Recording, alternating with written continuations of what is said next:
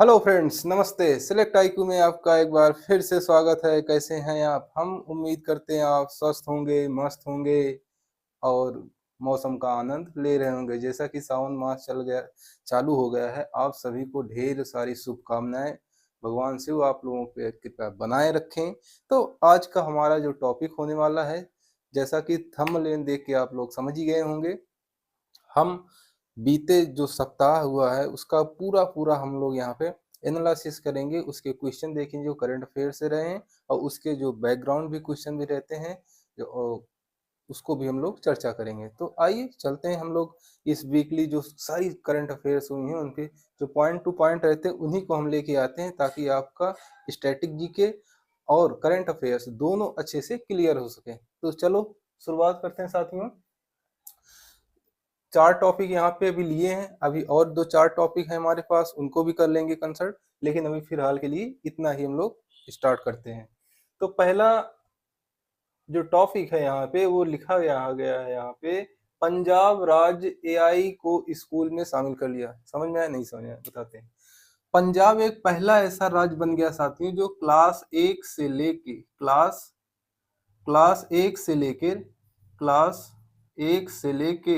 12th तक कि AI tools सिखाएगा साथियों, एआई को सिखाएगा, एआई इंप्लीमेंट कराएगा साथियों। ठीक, ये भारत का पहला ऐसा राज्य हुआ है, भारत का पहला ऐसा राज्य हुआ है। तो इसको आप नोट डाउन भी कर सकते हैं, आपने एग्जाम्पल में भी कहीं यूज कर सकते हैं कि डिजिटलीकरण को बढ़ावा देने के लिए हम पंजाब सरकार ने ऐसा किया है। आइए पंजाब के बारे में थोड़ा जान लेते हैं, क्योंकि ये चर्चा में हमेशा रहता है। उत्तर प्रदेश के आसपास के क्षेत्रों के बारे में हम लोग पढ़ते चलेंगे। जैसा कि पंजाब के आपके सीएम कौन है, यानी मुख्यमंत्री कौन है, आप देख लेते हैं कि यहाँ पे इनके सीएम कौन है। तो पंजाब के सीएम कौन है? भगवंत सिंह। कौन है साथियों? भगवंत सिंह।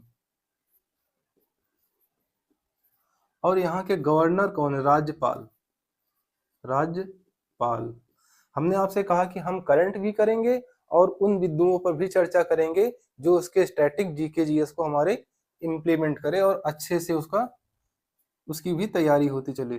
तो इनके जो राज्यपाल हैं, गुलाब चंद कटियार। गुलाब चंद कटियार। ठीक। और एक यहाँ से एक क्वेश्चन, बहुत अच्छा और प्यारा क्वेश्चन बनता है साथियों, कि इनकी विधानसभा सीट कितनी है? विधानसभा सीट कितनी है? लोकसभा सीट कितनी है? और राज्यसभा। विधानसभा सीट 117 है यहाँ साथियों, लोकसभा 13 है, और राज्यसभा सीट यहाँ पे 7 है। तो लोकसभा, विधानसभा और राज्यसभा सीटों को हम लोग चर्चा कर लिए। तो इसको हमने आपको इसलिए नोट डाउन करा दिया, कई कई बार क्या मिला, मैचिंग में एक क्वेश्चन बन ही जाता है, तो उसके लिए हमने यहाँ पे आपको ये नोट डाउन करा दिया। तो क्वेश्चन बस हमारा इतना था कि एआई पे स्कूल की चर्चा हुई, पंजाब के बारे में समझा, और उसके साथ ही साथ हमने एआई को देखा कि एआई इंप्लीमेंट करने वाला अपनी क्लास में पहला राज्य ऐसा बन चुका है। तो उम्मीद करते हैं चीजें समझ में आई, ये हमारा क्लियर होता है। उसी के साथ यहाँ पे हमने ये लिखा है यूनेस्को वर्ल्ड हेरिटेज साइट। बस इतना इसलिए लिखा, क्वेश्चन अधूरा है, उसको पूरा कर लेंगे। यूनेस्को वर्ल्ड हेरिटेज साइट अभी घोषणा हुई है। भारत में कुल 45 यूनेस्को हेरिटेज साइट हो गई हैं। यूनेस्को हेरिटेज साइट का घोषित करने का मतलब ये रहता है कि हमारे यहाँ कुछ धरोहर हैं जो बहुमूल्य हैं, उनको संरक्षण प्रदान करेगा कौन? यूनेस्को के द्वारा संरक्षण प्रदान किया जाएगा। तो यूनेस्को साइटें कौन कौन सी हैं, इनको हम लोग समझ लेते हैं। जिसमें कि 37 जो है संस्कृति है, संस्कृति, और 37 संस्कृत है, 37 आपकी संस्कृत है, 7 आपकी आपकी नेचुरल है जो प्राकृतिक है, और एक हेरिटेज साइट ऐसी है जो मिश्रित है।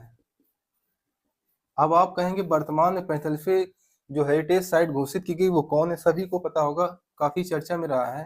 45वीं जो साइट घोषित की गई है वो सारनाथ बौद्ध स्थल के बारे में जो यूपी में ही है, इसको अभी हाल ही में घोषित की गई। क्वेश्चन यहीं पे नहीं रुकेगा बोर्ड, वो आगे पूछेगा कि यूपी में कुल कितनी साइडें हैं। तो यूपी में साथियों कुल 4 साइडें हैं, आप नोट डाउन कर सकते हैं। पहली साइड आपकी यूपी में कुल कितनी साइडें हैं, कुल 4 साइडें हैं। कौन कौन सी साइडें हैं, तो पहली आपकी आती आगरा, जो 1983 में घोषित की गई थी। दूसरी आती है आगरा का ताजमहल है, ताजमहल, और आगरा का किला आता है। ठीक, फिर उसके बाद आते हैं आपकी एक फतेहपुर, फतेहपुर सीकरी आती है।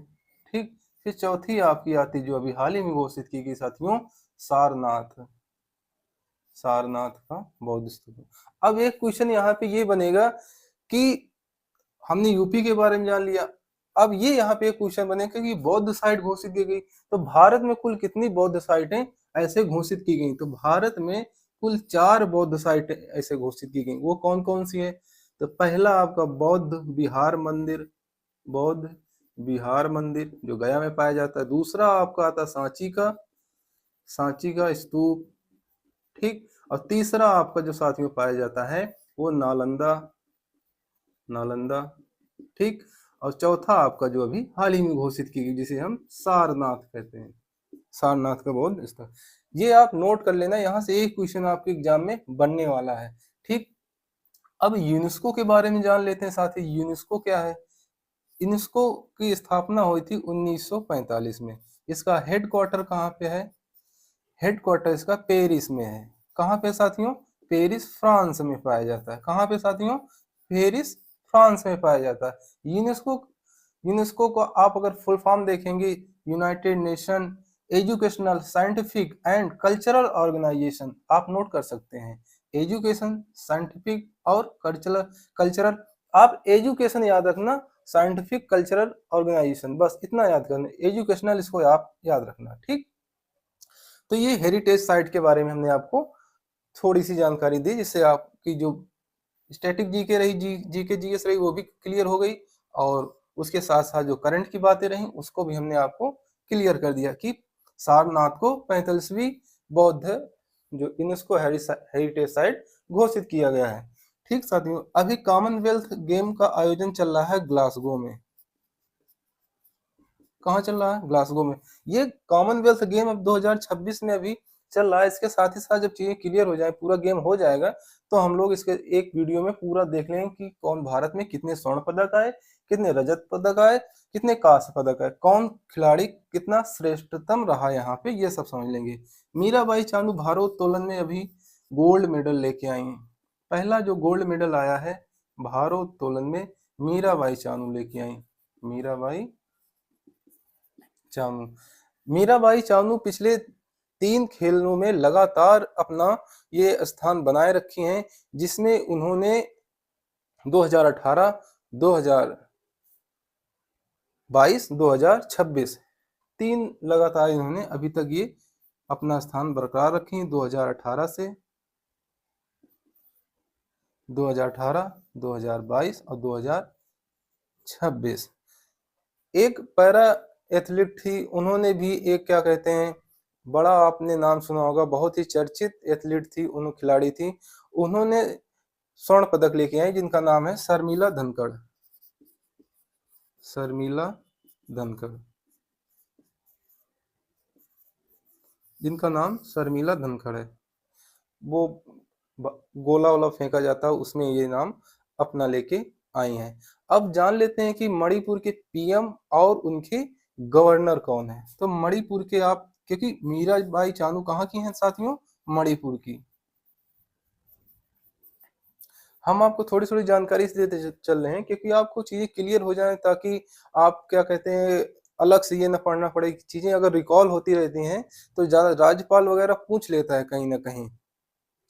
तो इनके जो आपके सीएम हैं और गवर्नर, सीएम गवर्नर एक ऐसे, सीएम को कई बार नहीं पूछा भी जाता, लेकिन गवर्नर को जरूर पूछ लिया जाता है। तो सीएम आपके खेमचंद्र जी हैं, खेमचंद्र, और गवर्नर जो हैं आपके वो हैं अजय कुमार भल्ला, अजय कुमार भल्ला। ठीक, नोट कर लेना। अभी ब्रिक्स की समिट हो रही है। ब्रिक्स समिट इस बार जो नेतृत्व कर रहा है वो भारत देश कर रहा है। इसके पहले जो समिट हुई थी 2024, 2025, 2026। तो 2025 रूस ने किया था, फिर ब्राजील ने किया, फिर भारत ने कर रहा है। ठीक। ब्रिक्स ने विशेष करके एक व्हाइट पेपर लॉन्च किया। व्हाइट पेपर का संबंध किससे है? सीधा सीधा क्वेश्चन बनेगा। तो व्हाइट पेपर का संबंध यहाँ पे महिला सशक्तिकरण से, महिला सशक्तिकरण से। ठीक, वुमेन एम्पावर से संबंधित है। अभी क्या हुआ है कि ब्रिक्स, भारत देश ने अपना ब्रिक्स के लिए गेस्ट ऑफ ऑनर चुना है। गेस्ट ऑफ ऑनर चुना है। Guest of guest of guest of honour चुना है। कहाँ के हैं? ये पीएम है, बांग्लादेश के पीएम है। कहाँ के पीएम है? बांग्लादेश के। तारिक रहमान जी हैं। तारिक रहमान तारिक रहमान सर हैं। इनको भी गेस्ट ऑफ ऑनर चुना गया है। ब्रिक्स की स्थापना, ब्रिक्स से संबंधित, अब ये स्टैटिक जी के हो गया, ताकि हम क्लियर होते चले ना पॉइंट। ये जहां जहां भी आपको पॉइंट आएंगे वहां वहां पे हम आपको इंडिकेट करते चलेंगे और इसके बारे में अध्ययन करते चलेंगे। तो ब्रिक्स की स्थापना कब होती है साथियों? तो 16 जून 2009 को। ठीक। ब्रिक्स एक ब्रिक्स में एक ब्रिक्स के देशों ने मिलकर एक क्या कहते हैं बैंक बनाई है, NDB. NDB NDB new development bank. इसको कब बनाया साथियों? ये 2014 में। 2009 में इसका गठन होता है। 5 साल बाद ये बैंक बनाई जाती है। इस बैंक का काम, इस बैंक के हेडक्वार्टर कहाँ पे है? इस बैंक का हेडक्वार्टर बीजिंग में। ठीक, नोट कर लेना। तो ये कुछ 4-5 पॉइंट रहे। अभी हम 4 पॉइंट और 5 पॉइंट डिस्कस करेंगे। पूरा वीकली करंट करते हैं इस वीक का। 4 पॉइंट को डिस्कस किया, उसके आगे 3 पॉइंट और हैं, इनको डिस्कस कर लेते हैं। जैसा कि अभी हाल ही में भारत सरकार के द्वारा 20 व 10 के नोट को आरबीआई को छापने के लिए पॉलीमर नोट को आदेश दिया। पॉलीमर नोट वे नोट जो प्लास्टिक से बने होंगे, प्लास्टिक के रूप में होंगे, ऐसे नोट को जारी करने का आदेश दिया है। तो यहाँ पे हम समझ लेते हैं कि आरबीआई के बारे में। हम इस पॉइंट को इसलिए लेके आए हैं कि पॉलीमर नोट तो आप समझ जाएंगे कहाँ से छप रहा है, कौन छाप रहा है, आरबीआई छाप रहा है, एक अंदाजा। लेकिन आरबीआई के बारे में थोड़ा सा अध्ययन कर लें, इसलिए हम लेके आए। तो आरबीआई की स्थापना होती भारत शासन अधिनियम 1935 के तहत। भारत शासन अधिनियम 1935 के तहत। आपको एक्ट 1935 याद रखना, नहीं कुछ याद रख पा रहे हैं तो इतना जरूर याद रख लेना। तो इसका गठन कब होता, इसका राष्ट्रीयकरण कब होता है? तो 1 जनवरी 1949 को इसका राष्ट्रीयकरण हो जाता है। ठीक। अब आप समझ लीजिए, यहाँ पे एक क्वेश्चन और बनता है, नोट जारी करने का अधिकार किसके पास है? नोट जारी कौन करता है साथियों? तो 2 रुपए से ऊपर के नोट आरबीआई जारी कर सकता है साथियों। ठीक, आरबीआई जारी करता है। ठीक, आरबीआई नोट जारी कर सकता है 2 रुपए से ऊपर के नोट। और सिक्कों को जारी करने का अधिकार, सिक्कों को जारी कौन करता है? सिक्कों को जारी कौन करता है? तो भारत सरकार के द्वारा। भारत सरकार के द्वारा। ठीक। अब सिक्कों को जारी तो करते हैं भारत सरकार के द्वारा, लेकिन सिक्कों का वितरण कौन करता है? वितरण, इसको रेगुलेट कौन कराता है? वितरण का काम कौन करता है? तो वो आरबीआई के द्वारा। किसके द्वारा? आरबीआई के द्वारा। ठीक। यहाँ पे बड़ा कंफ्यूजन रहता है, इसको नोट कर लेना यहाँ पे कि 2 रुपए से ऊपर के नोट जारी कौन करता है? तो आरबीआई। सिक्कों को कौन जारी करता है? तो भारत सरकार। उसको रेगुलेट यानी वितरण कौन कराता है? तो वो आरबीआई कराएगा भाई, और कोई नहीं करा सकता। ठीक। और यहाँ पे एक इंडेक्स जारी हुआ था, एक इंडेक्स यहाँ पे जारी हुआ था, ईपीआई इंडेक्स, ईपीआई 2026। ईपीआई क्या है? इन्वायरमेंटल परफॉर्मेंस इंडेक्स 2026 अभी जारी हुआ है। इसको कौन जारी करता है? तो एल और कोलंबिया यूनिवर्सिटी, एल व कोलंबिया यूनिवर्सिटी।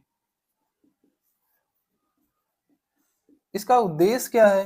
इसका सिंपल सा उद्देश्य है कि किसी भी राष्ट्र में, किसी भी देश में इन्वायरमेंट को लेकर क्या इनिशिएटिव लिए जा रहे हैं, उनमें क्या चर्चाएं चल रही हैं, उनके कैसे संरक्षण के प्रावधान हैं, उनकी निगरानी करना, उसी के हिसाब से ये इंडेक्स जारी करते हैं। बड़े दुख के साथ यह कहना पड़ रहा है कि 177 देशों में भारत का स्थान 176वां स्थान आया साथियों। जी हाँ साथियों, आपने सही सुना कि पूरे 177 देश हैं, उसमें 176 स्थान आ रहा हमारा। ठीक, ये हमारी स्थिति है। और हम बात किस बात की करते हैं? बात की तो बात ही ना करो, क्या क्या बातें चलती हैं हमारे आपके बीच में। ठीक, तो इसको आप नोट कर लेना। हम अपने परीक्षा के लिहाज से पढ़ते हैं, ज्यादा इधर उधर की बातें ना करते हुए अपने पॉइंट टू पॉइंट हम लोग पढ़ लेते हैं कि 177 में 176 स्थान आता है। ये जो है प्रत्येक 2 वर्ष में जारी की जाती है, प्रत्येक 2 वर्ष में इसको जारी किया जाता है। ठीक, इसको प्रत्येक 2 वर्षों में जारी किया जाता है। ठीक, एक यहाँ पे पॉइंट और हमारे पास है, India mobile Congress. India mobile Congress 2026 का आयोजन कहाँ पे हो रहा है? ये अक्टूबर में होगा, चर्चा में रहा अक्टूबर 2026 में होगा, दिल्ली में होगा। कहाँ पे होगा साथियों? दिल्ली में, दिल्ली में। अब यहीं पे इंटरनेशनल मोबाइल कांग्रेस पूछ ले तो, इंटरनेशनल मोबाइल कांग्रेस बार्सिलोना में हुआ था, बार्सिलोना में आयोजन हुआ था। कब हुआ था? मार्च 2026 को हुआ था। ठीक, इसको आयोजन कौन कराता है? डॉट कराते हैं, डॉट, डिपार्टमेंट ऑफ टेलीकॉम। ठीक, तो ये कुछ बिंदु रहे हमारे इस माह के समसामयिकी से। तो उम्मीद करते हैं चीजें समझ में आ रही होंगी। अगर चीजें समझ में आ रही तो शेयर जरूर कर दिया करें अपने दोस्तों से, अपने मित्रों से। थोड़ा हमारा भी हौसला अफजाई होगा, हम भी अपने आप को इम्प्रूवमेंट कर पाएंगे और अच्छे से चीजों को R&D करके ले आएंगे। तो चैनल पे अगर आप नए हैं तो सब्सक्राइब जरूर कर लीजिए। उम्मीद करते हैं क्लास पसंद आ रही होगी। तो जैसा कि साथियों हम हमेशा कहते हैं कि जीवन का सत्य है मृत्यु और हमारे आपके जीवन का सत्य है किताबें। तो किताबें उठा लीजिए, पढ़ते रहिए, मस्त रहिए, स्वस्थ रहिए, अपना अपनों का ख्याल रखिए। थैंक यू साथियों, जय हिंद।